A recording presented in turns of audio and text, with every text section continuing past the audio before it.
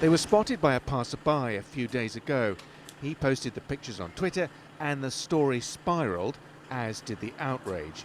This is a private building in an area that's been smartened up and where two-bedroom apartments cost around $1.5 million. It's not that unusual. Some have compared the spikes to the ones used to stop pigeons sitting on buildings.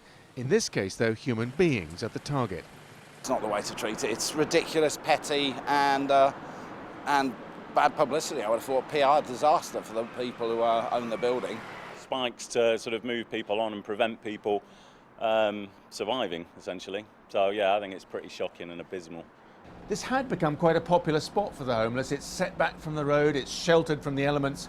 And while these spikes aren't exactly sharp, they're certainly enough to prevent anyone sleeping here.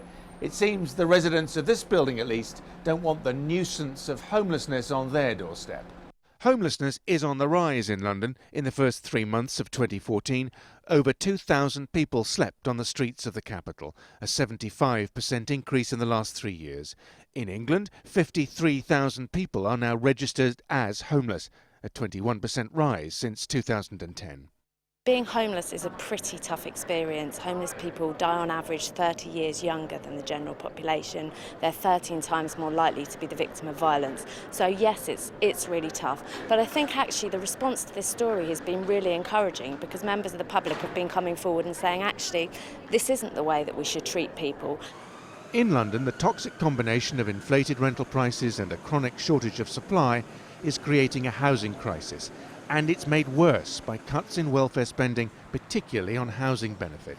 It's making it almost impossible to get the long-term homeless, like these people, off the streets and into accommodation so they can rebuild their lives. Their situations are often compounded by problems with drugs and alcohol. In some places, it seems people would rather just move the problem on than deal with its causes. Simon McGregor-Wood, Al Jazeera, London.